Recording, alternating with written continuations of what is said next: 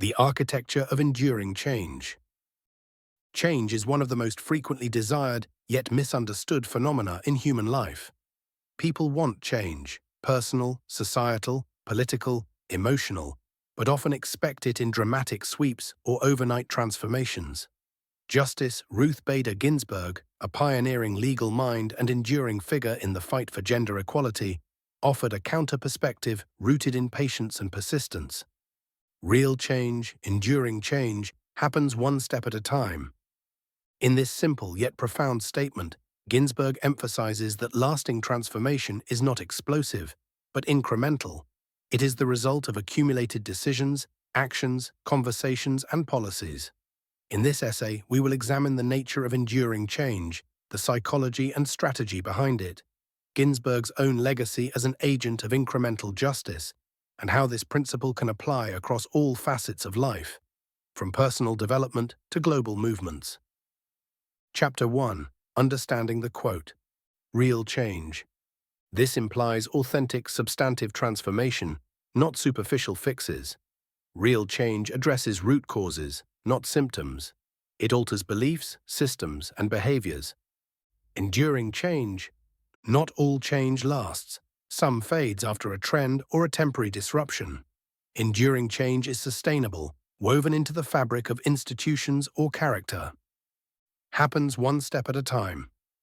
Here is the heart of the quote. Change is gradual. It is built like a staircase, not an elevator. Every step matters, and skipping them often leads to collapse. Chapter 2. Who was Ruth Bader Ginsburg? Ruth Bader Ginsburg, 1933 to 2020, was a U.S. Supreme Court justice and a towering figure in the legal battle for gender equality. She believed deeply in the power of incrementalism, slow, steady, strategic legal reform. Her early work as a lawyer focused on using small, carefully chosen cases to set precedents that would ultimately shift the entire structure of gender discrimination law. Ginsburg's quote is not merely wisdom, it's experience distilled. Chapter 3. The Psychology of Incremental Change. Why do small steps matter? 1. Sustainable momentum. Small steps reduce overwhelm and build confidence. They create a sense of control, showing that change is not only possible, it's already happening. Second, neuroplasticity. In brain science, consistent small efforts, habits, reshape neural pathways. One step repeated becomes a new default. That's how transformation becomes permanent. Third, motivation. Each step creates a feedback loop of progress. Achieving one milestone motivates the next. Chapter 4. Ginsburg's legacy of step-by-step justice. Rather than attacking discriminatory laws head-on, Ginsburg often targeted them indirectly through cases involving men denied rights based on gender. She understood that conservative courts might resist feminist arguments, but would be more open to logical inconsistencies. One of her landmark strategies, Reed v. Reed, 1971, the Supreme Court, for the first time, struck down a law based on gender discrimination. Ginsburg wrote the brief. From there, she chose case after case, carefully crafting arguments that would chip away at systemic inequality, brick by brick. Her method: build precedent, use the law's own structure, stay strategic, be patient, win with clarity. Chapter 5. The Myth of Instant Revolution. In both personal and political arenas, people often want quick fixes. A diet that changes your body in a week. A policy that solves racism overnight. A mindset shift that instantly eliminates anxiety. But history and psychology agree, lasting change is evolutionary, not revolutionary. Revolutions may start the process, but reforms sustain it. Chapter 6. Enduring change in social movements. Civil rights movement. While Martin Luther King Jr.'s marches made headlines, the real change was driven by grassroots organizing, court cases, voter registration, sit-ins, persistent pressure, marriage equality, decades of activism, from cultural conversations to legal challenges, culminated in Obergefell versus Hodges, 2015, but only after a long series of cases and evolving public opinion. These movements succeeded because they respected the process and kept stepping forward. Chapter 7. personal development, and micro-progress. In individual lives, big change rarely comes from a single decision.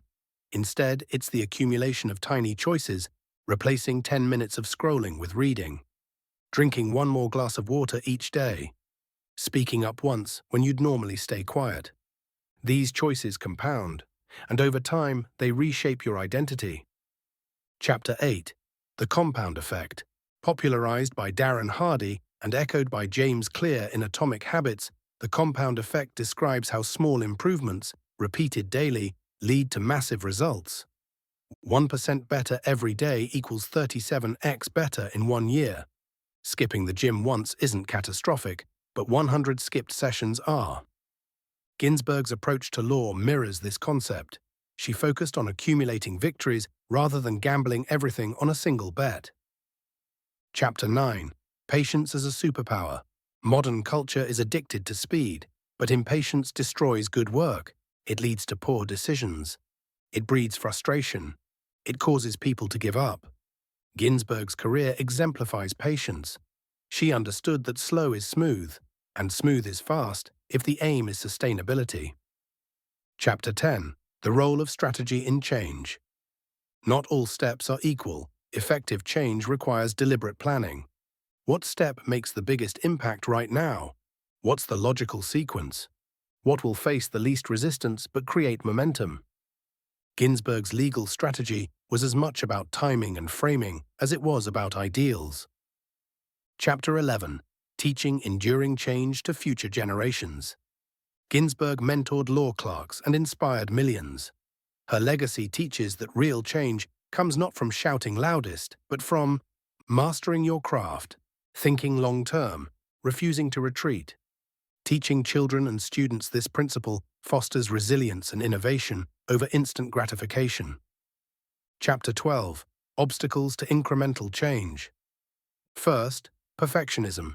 People want the perfect plan or ideal conditions, so they never start. Second, impatience. People give up before the results appear. Third, comparison. Watching others succeed faster can demoralize your own steady progress. 4. Fear of smallness. Believing small steps aren't meaningful. But as Ginsburg knew, one case, one policy, one vote, one voice can create cascading change. Chapter 13. How to create real, enduring change. Define the core problem. What do you want to change? Why? Break it down. What's the smallest action you can take today? Stay consistent daily. Occasional intensity. Track progress. Momentum builds motivation. Celebrate tiny wins. Each step matters. Refine as you go, adapt based on feedback, not failure. Chapter 14. From Law to Life, Universal Application. Ginsburg's legal philosophy applies everywhere. In relationships, build trust through consistent honesty. In health, change habits one at a time. In business, scale responsibly, sustainably. In creativity, one sentence, one sketch, one song at a time. Her wisdom transcends law. It teaches how to live intentionally. Chapter 15. A final word from RBG. Ruth Bader Ginsburg's life itself was a step-by-step climb. From student at a time when women weren't welcome in law, to professor, lawyer, appellate judge, and Supreme Court justice. Fighting not just for herself, but for systemic equity. She didn't shout for the sake of noise. She spoke with purpose, acted with precision, and changed the world one ruling at a time. Conclusion: a legacy of measured power. Real change, enduring change, happens one step at a time. This is not a statement of limitation. It's a map for meaningful progress. It teaches patience over panic, strategy over spectacle, commitment over convenience.